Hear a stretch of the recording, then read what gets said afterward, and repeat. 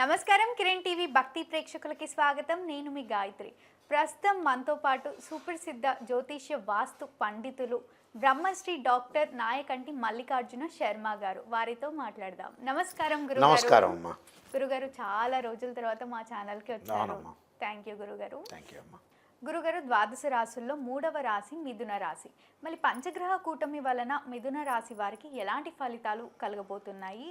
చెడు ఫలితాలు ఏంటి, మంచి ఫలితాలు ఏంటి, ఒక్కసారి తెలియజేయండి. తప్పకుండా అమ్మ. ఓం శ్రీ గురుభ్యో నమ.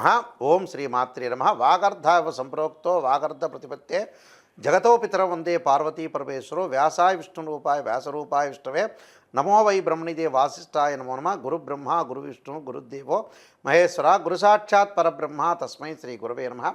ఓం శ్రీ మాత్రే నమ. పంచగ్రహ కూటమి, 5 గ్రహాల యొక్క కలయికను పంచగ్రహ కూటమి అంటారు. కుంభరాశిలో శని క్షేత్రంలో రవి బుధ శుక్ర కుజ రాహుగ్రహాలు కలయికను పంచగ్రహ కూటమి అంటారు. 5 గ్రహాలైన సహజంగా శుక్రుడు సుఖానికి భోగానికి సౌఖ్యానికి కళత్రానికి కారకుడు శుక్రుడు. అలానే కుజుడు రియల్ ఎస్టేటు, అలానే అగ్రికల్చర్ ల్యాండ్స్, మెడికలు, న్యాయవాద వృత్తి తెలిపే గ్రహం ఏంటంటే కుజుడు. రవి ఉద్యోగ కారకుడు అంటారు. బుధుడు వాణిజ్యానికి మేధస్సుకి సంబంధించిన గ్రహం ఏంటంటే బుధుడు. రాహు విదేశాలకి చక్షుదోషాన్ని తొలగించడానికి ఉన్న గ్రహం ఏంటంటే రాహు. అంటే శనివత్ రాహు అంటారు. కాబట్టి ఇక రాహు యొక్క దోషం కూడా ఉండకూడదని శాస్త్రంలో చెప్పారు. కాబట్టి ఇవన్నీ కూడా గోచారరీత్యా చెప్పబడే ఫలితాలు అంటారు. బర్త్ చార్ట్ అనేది కాదు. గోచారం ఎప్పుడు కూడా 20% సపోర్ట్ చేస్తుంది. బర్త్ చార్ట్ ఎప్పుడు కూడా నిజాన్ని తెలుసుకోవాలి. ఎప్పుడు కూడా నిజాన్ని తెలుసుకుంటేనే ఎప్పుడు కూడా మనం ఎప్పుడు కూడా మోసం చేసుకోకూడదు. లైఫ్లో నిజాన్ని తెలుసుకొని మనం ఎలాంటి రెమెడీస్ చేసుకోవాలి, ఎలాంటి ప్రక్రియలు చేసుకోవాలి, ఎలాంటివి చేసుకుంటే మనం లైఫ్లో ముందుకెళ్ళగలుగుతామనేదే మనం గోచారరీత్యా చెప్పబడుతుంది. అలానే బర్త్ చార్ట్ కూడా చాలా ఇంపార్టెంట్. బర్త్ చార్ట్ అయితే ఈ పంచగ్రహ కూటం వల్ల ఈ మిథున రాశి వాళ్ళకి ఏ విధంగా ఉండబోతుంది అనేది కమ్ టు ద పాయింట్.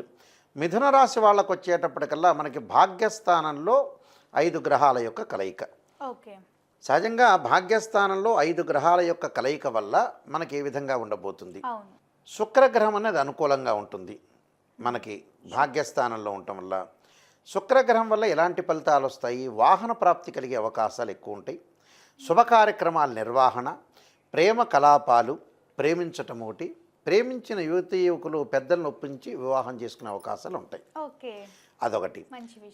తర్వాత వచ్చేటప్పటికల్లా పెద్దలను ఒప్పిస్తేనేగా మంచిది వాస్తవంగా అయితే రియలిస్టిక్గా. అలానే శుభ కార్యక్రమాల నిర్వహణ, అలానే వివాహ శుభ కార్యక్రమాల్లో, ఉపనయన సంస్కారాల్లో, అలానే వ్రతాలు, రకరకాల శుభ కార్యక్రమాల నిర్వహణ చేసే అవకాశాలు ఖచ్చితంగా ఉంటాయి. అలానే వాహనాలు, లగ్జరీ కలిగిన వాహనాలు కొనుగోలు చేయటం, బంగారు ఆభరణాలు కొనుగోలు చేస్తారు.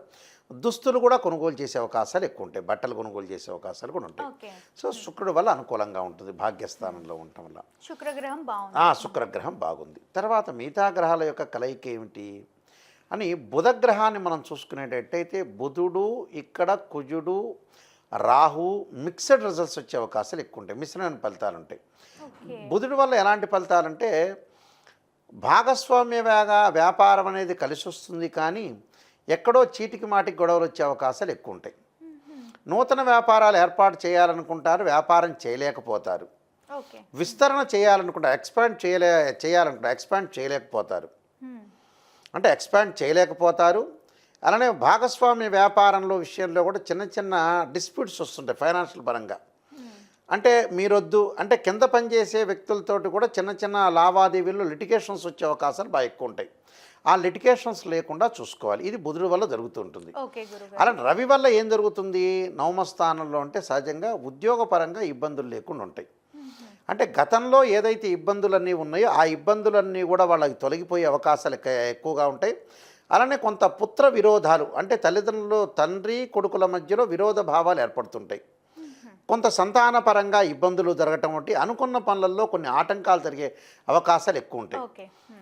దాని తర్వాత ఇక మిగతా గ్రహం వచ్చేటప్పటికల్లా మనకి రాహు యొక్క ఫలితాన్ని మనం చూసుకున్నాం అనుకోండి, విదేశాలకు వెళ్ళలేకపోతారు, ఆటంకాలు జరుగుతుంది. కంపెనీ త్రూ వెళ్ళాలనుకుంటారు, వెళ్ళలేకపోతారు.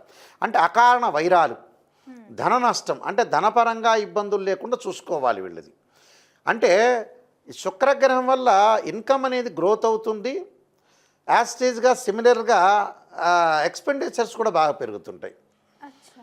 అంటే ఇన్కమ్ అనేది బాగా పెరుగుతుంది, ఆర్థిక పరంగా ఉండే లావాదేవీలు అనుకూలంగా ఉంటాయి, కానీ ఒక రకంగా ఖర్చులు కూడా పెరుగుతూ ఉంటాయి. ఏదో రకంగా అలానే ఉంటాయి. ఖర్చులు కూడా అలానే ఉంటాయి.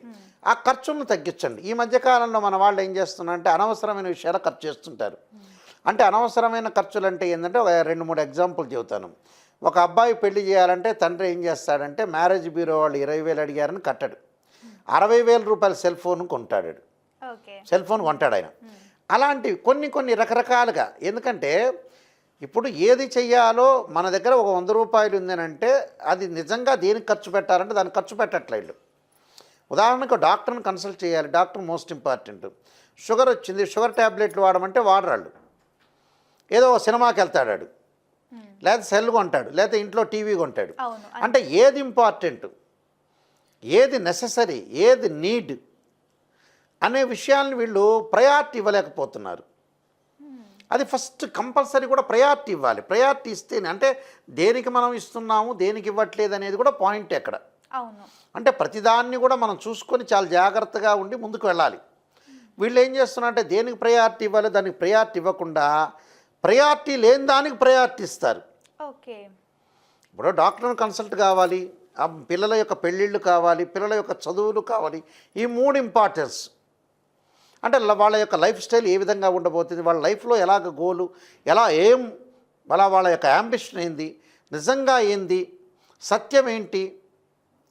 అంటే మనిషి జీవితంలో ఏంటి అంటే అమ్మా, స్త్రీయ లోపం పెరుగుట పెద్ద విద్య, లోపం ఎరిగిన వాడే పూర్ణుడవుతాట. అంటే మనలో లోపాలను మనం సవరణ చేసుకుంటే వాళ్ళే సూపర్ స్టార్స్. ఆ లోపాలని వీళ్ళు సవరణ చేసుకోవట, నెగ్లెక్ట్ చేస్తున్నారు.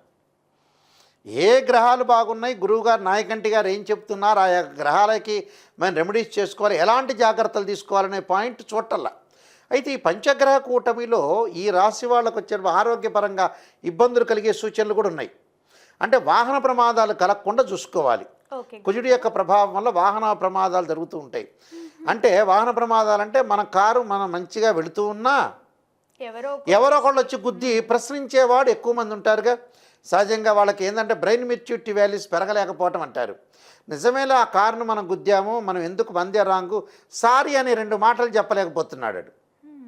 అంటే చెబితే వాడు ఎదుటోడు గొడవ వేసుకుంటాడని ఒకటి ఆలోచన ఉంటుంది. అయితే ఏంటంటే వాహన ప్రమాదాలు జరగకుండా, కోర్టు సమస్యలు రాకుండా, అన్నదమ్ముల మధ్యలో డిస్ప్యూట్స్ రాకుండా చూసుకోవాలి. అంటే ఎక్కడ కూడా బ్రదర్స్ అండ్ సిస్టర్స్ కానీ, అలానే కో బ్రదర్స్ కానీ, కజిన్ బ్రదర్స్ కానీ, రకరకాలు చెప్పారు కదా మీకు ఇంగ్లీష్ టెర్మినాలజీలో, బ్రదర్సు, కజిన్ బ్రదర్సు, కో బ్రదర్సు, రకరకాలుగా. అయితే ఎవ్వరూ కూడా బ్రదర్స్ వరుసలో అయ్యే వ్యక్తులు కూడా ఎలాంటి డిస్ప్యూట్స్ లేకుండా చాలా జాగ్రత్తగా ఉండి ముందుకెళ్తే మనకు మంచి జరిగే అవకాశాలు ఎక్కువ ఉంటాయి. శత్రువృద్ధి కాకుండా చూసుకోవాలి, శత్రువులు పెరిగే అవకాశాలు కూడా ఖచ్చితంగా ఉంటాయి. కాబట్టి ఇలాంటి విషయాలు కొంత జాగ్రత్తగా ఉండి కొన్ని రెమెడీస్ చేసుకుని ముందుకెళ్తే మనకు గుడ్ రిజల్ట్స్ వస్తాయి. వీళ్ళకి ఖచ్చితంగా 35% మాత్రమే బాగున్నాయి అవుట్ ఆఫ్ 100.